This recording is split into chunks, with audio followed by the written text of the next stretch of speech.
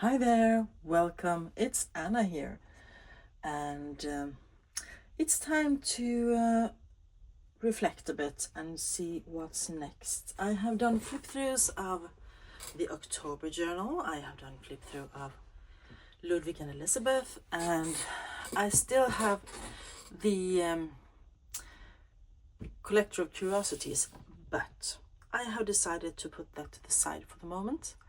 I just don't feel it, and I don't want to rush it and make it into something that I don't enjoy. So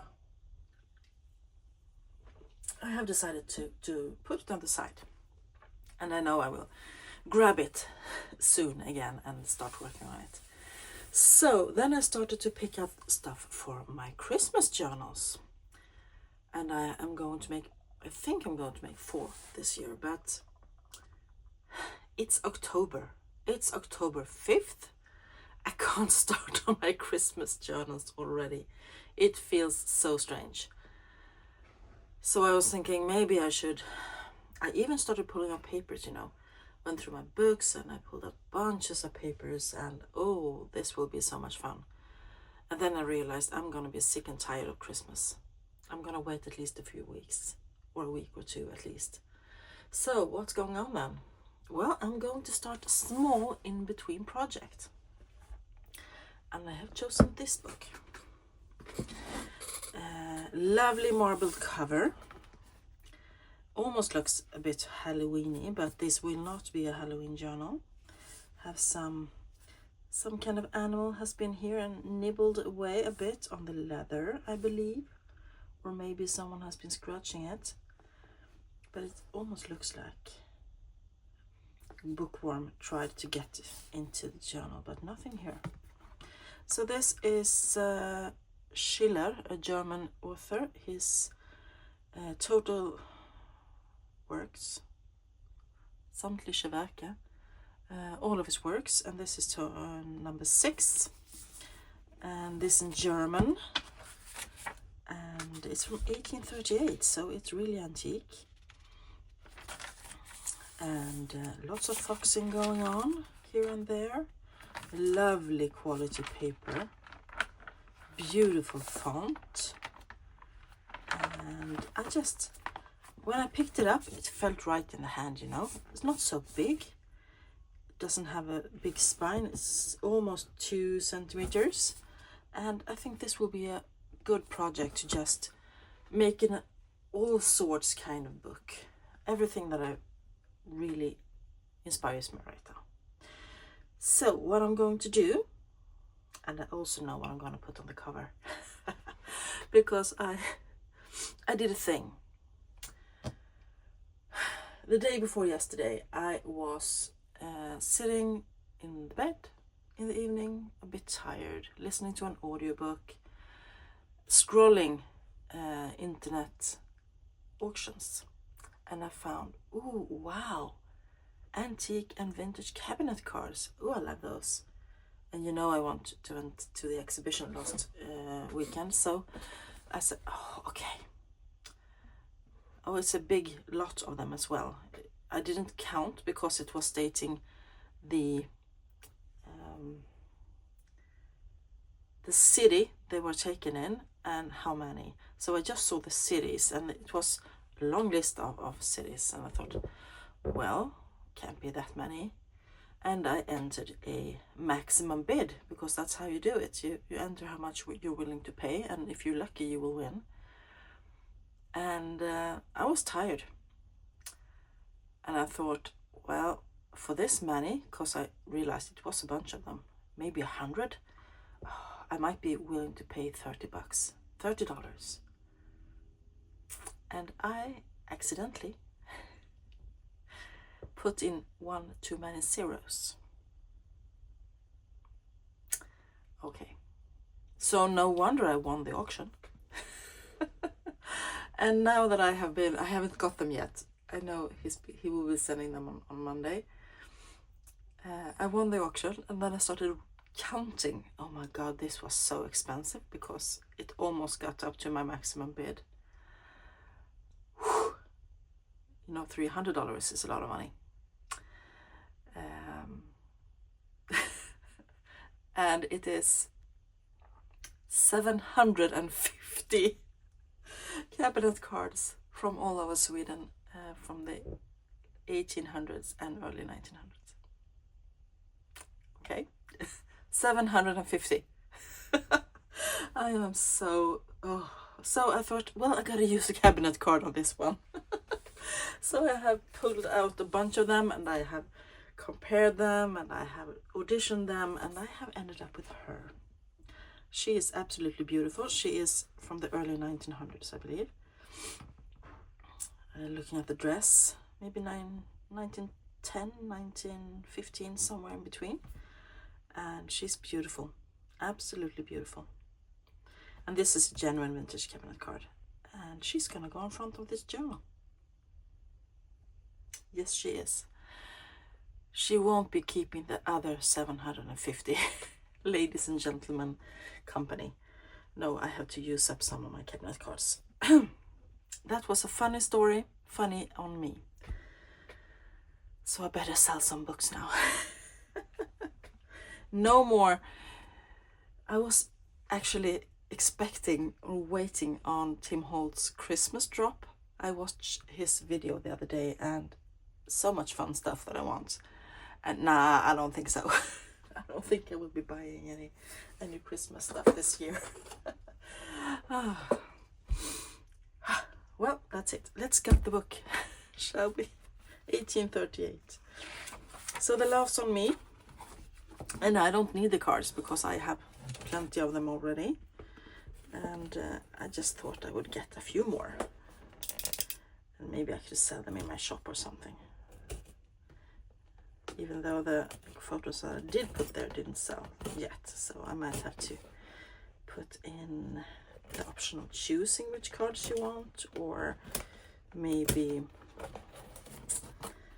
lowering the price, I don't know, or putting in more, one more extra cabinet card. I hope this one has a good binding. It feels really good in the hand. It feels solid. It doesn't look, it looks really well preserved for being so old. I mean, it's not far from 200 years. They made things a bit better back then. Oh, they have used some book page. This is like pristine. It's beautiful. Not a mark, no dust, no nothing. Someone has been really taking care of this book. I always do this when I put my signatures in as well. Let's see if we can try to get this out without hurting the spine. So that is how I have been. How have you guys been?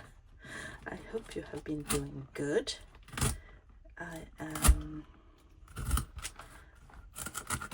I'm now forbidden by myself to do online shopping at night. Well, I thought I would just, let you guys know how it can go if you do that kind of thing. That was really easy, and this looks so nice. It's really, really nice quality. And I am going to reinforce this anyway. First, I'm going to try to get rid of some of the paper here that is loosening up. This is really stuck. Super, super quality, this journal. You can see where the band is that has been holding it into in the spine to make it a hidden hollow back spine. These are the bands, 3 bands, and also they make the bands on the spine like that. So bookmakers were really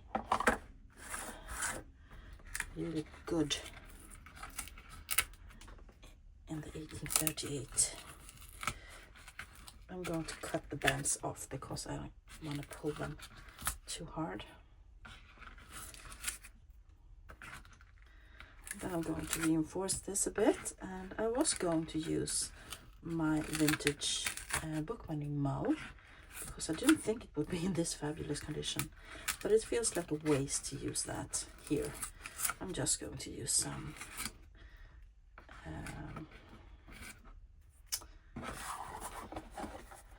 something else. Just getting rid of the dust. No dust, really. Cutting these off best I can.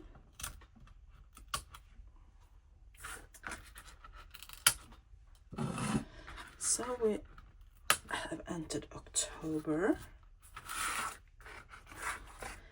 This year has really gone by fast, I must say.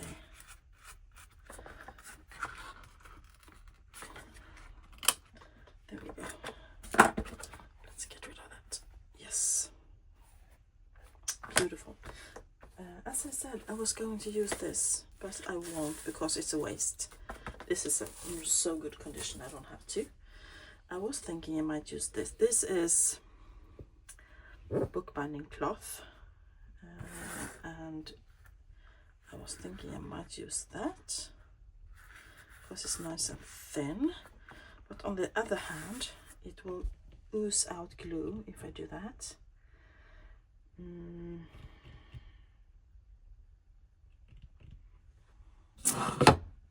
Or should I use fabric? I'm going to think about this while I put the caveat card on the front cover. So I'm going to have something to use when this is one of my old craft mats. I keep it to to protect this one. So I'm going to glue her down first, and then I'm going to use some brads. So she will go there, and I am going to use my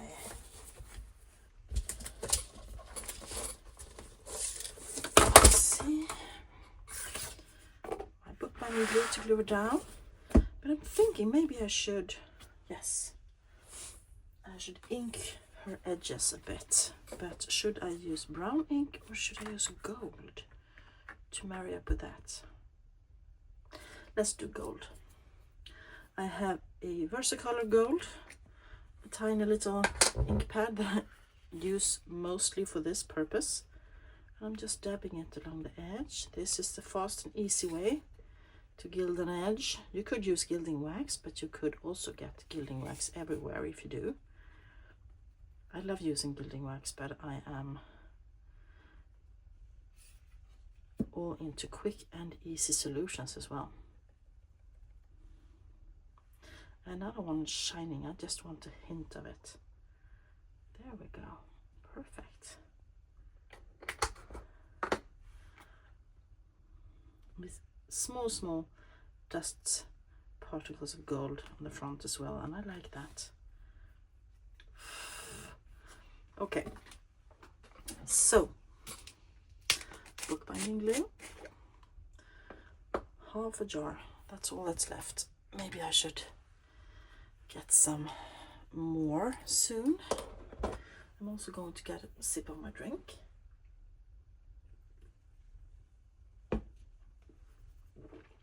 Yes. Silicone makeup brush. The far superior way of spreading glue, if you ask me. And I have several ones. I have this one I have started using quite a lot lately. I usually go for this, but this one is good when you have a straight line. And then I have this shape as well. These two are really good inside spines. This one is perfect for this kind of project. So, I guess it's a nice thin spread.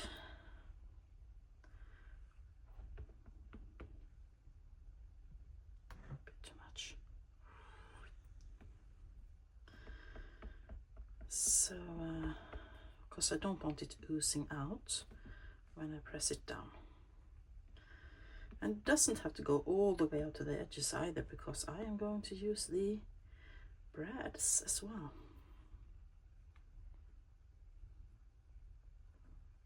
That will have to do. Perfect. Okay, move that to the side. And let's put her on the cover. And I have been thinking about a name.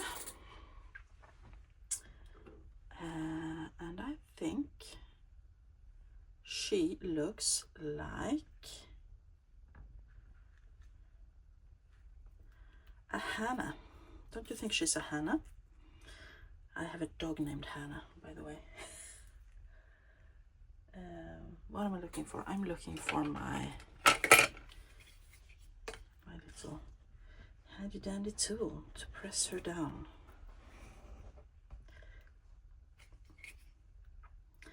And this is going to want to curl up a bit, even though it's cardboard, because that's just what they do. I'm going to see if she's even. I would like her a bit further that way. Okay. And to stop her from curling up, I am going to put her under pressure using my 4 kilo antique iron. So I don't want it to move. Let's stop and bump. Okay, stay. So that will be a minute or two. She will be stuck under there. And in the meantime, I will pick out some brads. I have got my all ready to go. Haha.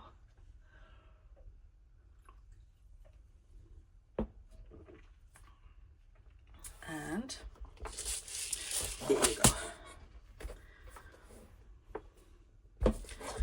What color do I want?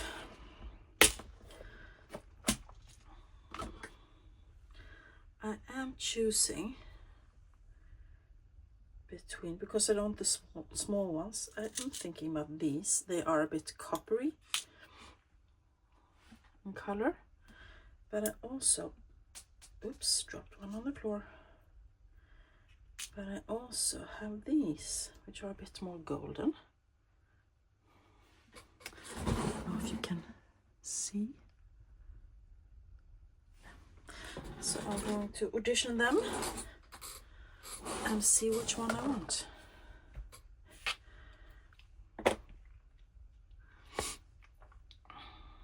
And I can also pick out some fabric. You'll have to give me a second or two so I can pick up fabric. I'll be right back. There we go. I am back from the fabric cabinet, and I found one that I think would be quite nice. So I'm going to use this to reinforce the inside spine. Well, maybe I should use that to sew in the signatures. And just use some thin fabric to reinforce the spine, because this will never be shown.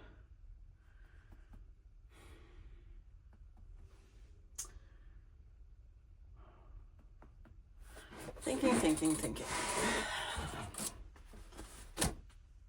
Do I have something nearby? Maybe. Standing up again, looking behind me if I can find something to, some kind of cotton fabric.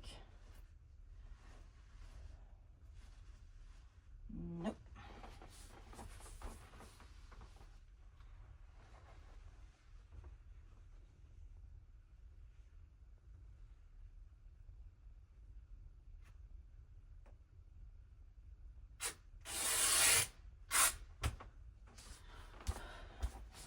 I bet you heard I ripped off a piece of soft cotton fabric here. So So let's see where we are. Has she been pressured down? Hopefully quite straight. Or, oh, did I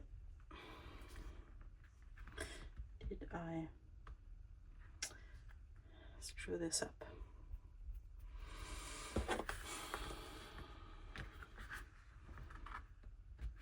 Yes, I did. Well, it is what it is.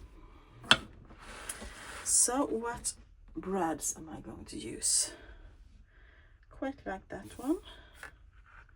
Quite like that one as well. I'm going with the smaller ones.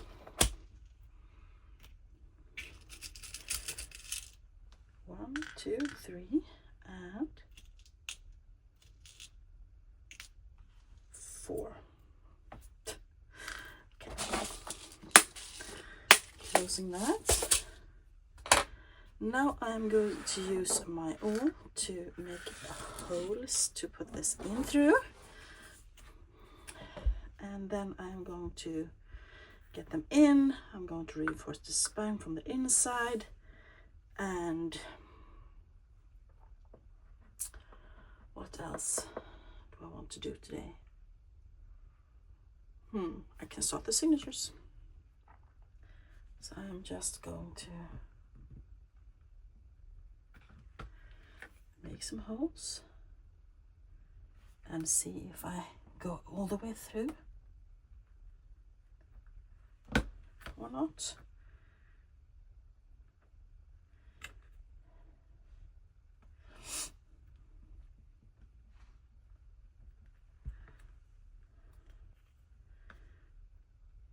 There we go. And the brads are more or less decorative, or just decorative. So I'm going to widen the holes a bit to make sure I get my brads through. And now I'm not pushing, I'm just widening it like so. That one might need a bit more. So let's see if we can get them through.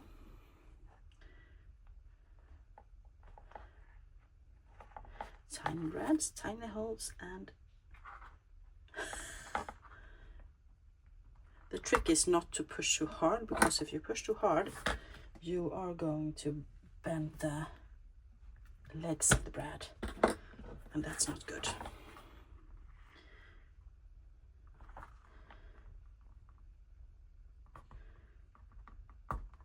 It is in.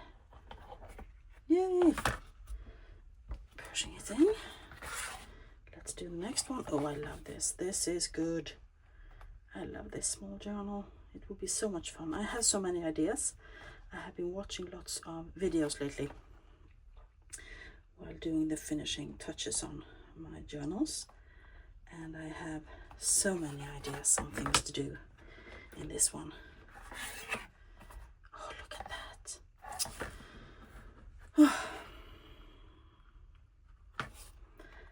Hannah, you are going to be beautiful. Maybe she's a Helen or a Harriet or something with H. I have decided. And I am thinking, I also have an idea for next year.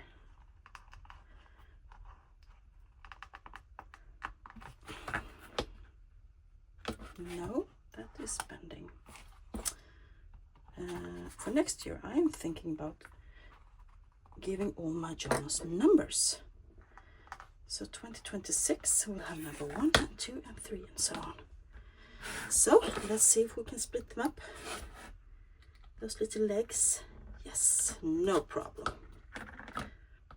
Using the back of the awl is always good to push them apart a bit and push them down so that they lie nice and flat. And these will, I am going to put some tape over these so they don't stretch something as well. I think that is absolutely pretty. It's battered and vintage, and I love it so much. Let's use some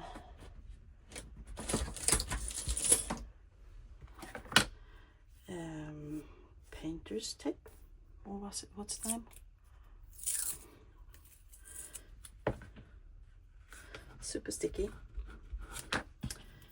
and it will be permanent in a day if I don't take it off. There we go.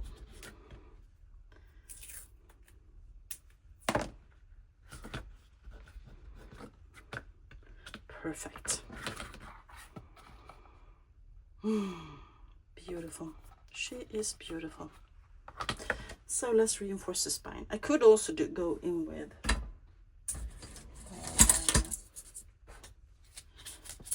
tape like this.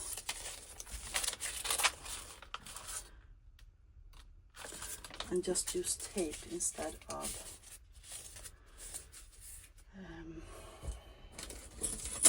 fabric. But I don't have any white tape right here. I believe it's upstairs, and I do not want to be running the stairs again. So I'm gonna take some fabric. Can almost go this way. Oh, this book is so tiny. It is, I forgot to tell you, I'm gonna measure it. It is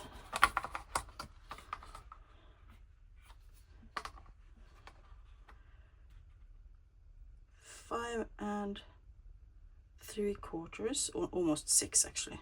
So let's say 6 inches by 4.5. So it's a small book, and the spine is 3/4 inch. So it's a tiny one, and it will be a nice in-between journal to work on. As I said, I'm gonna get rid of this piece here. That can be something somewhere maybe.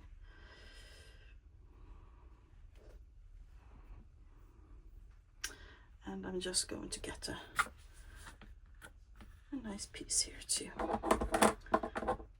cover the spine and make it last for 100 years, more years, hopefully, at least. I can't know which way is up. This way is up. So I'm going to see how much I want. I want it to overlap a bit. How about there?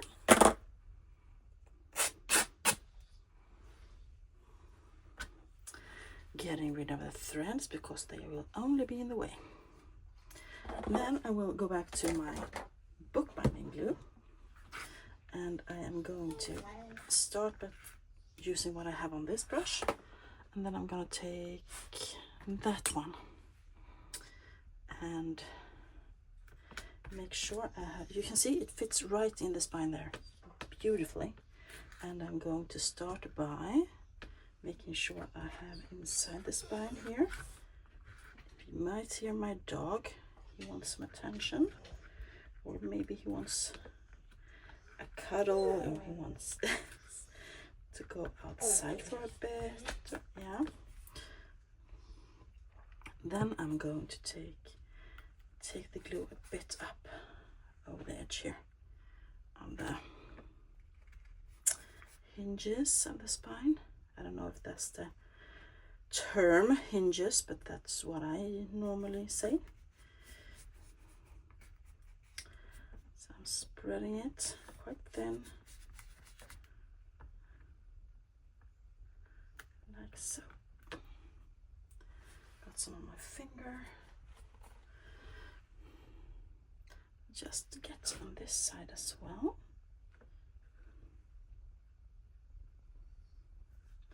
So bookbinding glue is a really good glue to have for making work on covers and putting down end papers and stuff like that, because it's made to go into books. It's made to work with paper and fabric. So it's a good glue to have. Maybe not so perfect for gluing down decorations or stuff like that, but there we go. I'm using my finger to making sure it gets into the, and my nail into the hinge, like so. Making sure it really sticks down. And I can see that I need some more on this side, on the front side of the cover, just to get it to really stick.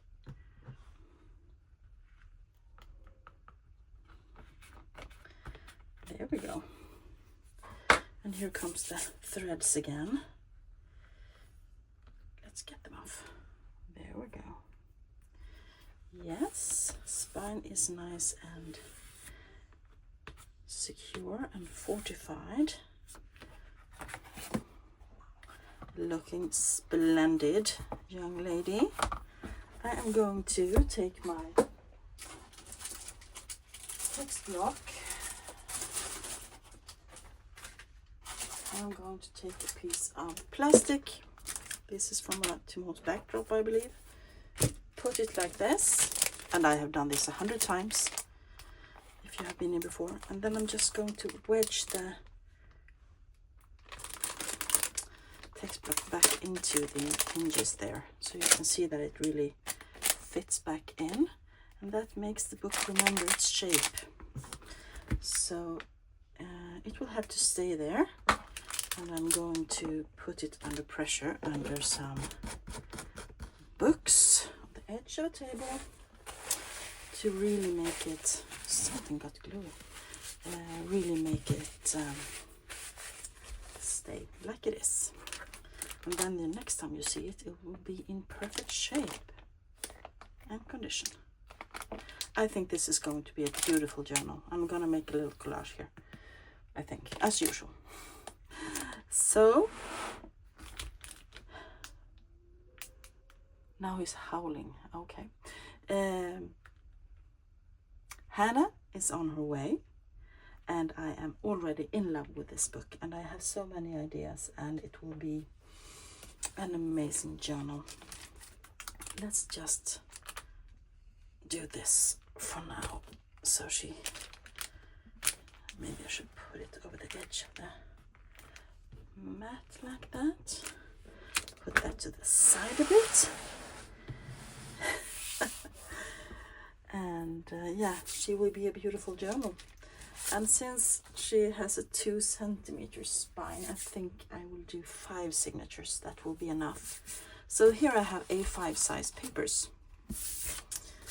And A5 size in Sweden means that it is about 8 inches, a bit more, and by 5 3/4. And I am so lucky. This is half A4 size. So I'm gonna just fold them in the middle, and I have A6, and that is the size of the inserts of the book. Perfect.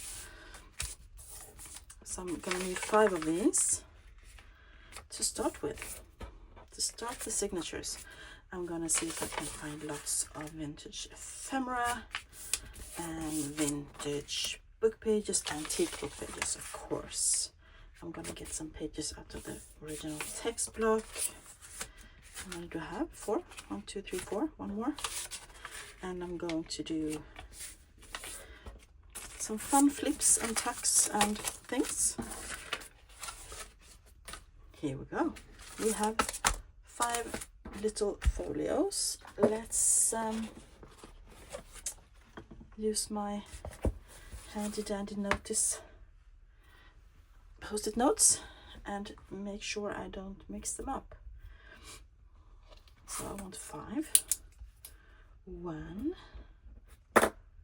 arrow upwards, because I don't want to be sewing in my signatures upside down.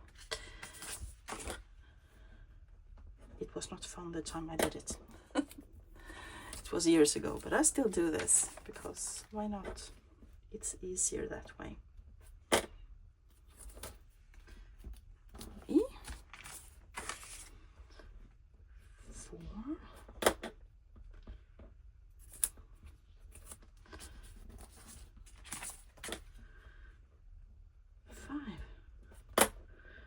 2, 3, 4, 5. There we go. We are off to a flying start, and this journal will be, as I said, a small in-between one before I start the Christmas ones. So yeah, I hope you enjoyed this, even though it wasn't really long, and I hope you're not disappointed that I don't start the Christmas journals right now. I just can't. It's too early. Oh, I want to show you. I did a pocket the other day. I have gotten a new habit. As soon as I get a window envelope in the mail, you know, like a bill or some junk mail or something, I always cut them apart, and then I have started to save the pieces with the window on. I'm saving, and I'm going to tea dye those and make them into fun pockets. But the rest of it I started to save as well, and then I cover them like this. I have covered this with some scrapbooking paper scrap I had left from something else, a piece of lace, and then I stamped onto some rice paper. I have this stamp, it's a Tim Holtz one, and I think it turned out beautifully. And then I added a label. Isn't this cute? And then the back, I might add something on top of it. I might glue it down as it is. I might make it into a whole page flip. Unfortunately, it's too big for this journal, but it will go into something, and I absolutely love it. So beautiful. Yeah. Well, I am going to let you guys go. I am going to go and find some fun papers for this journal. Oh my god, don't get glued down. Thank you very much. Whew. Make sure it glues down into itself instead. Yeah. Thank you all so much for being with me. I hope you enjoyed this. If you did, you know the drill. Give it a thumbs up. Subscribe if you like. And I will be back soon with more videos of Hannah. Have a great week, everybody. Bye.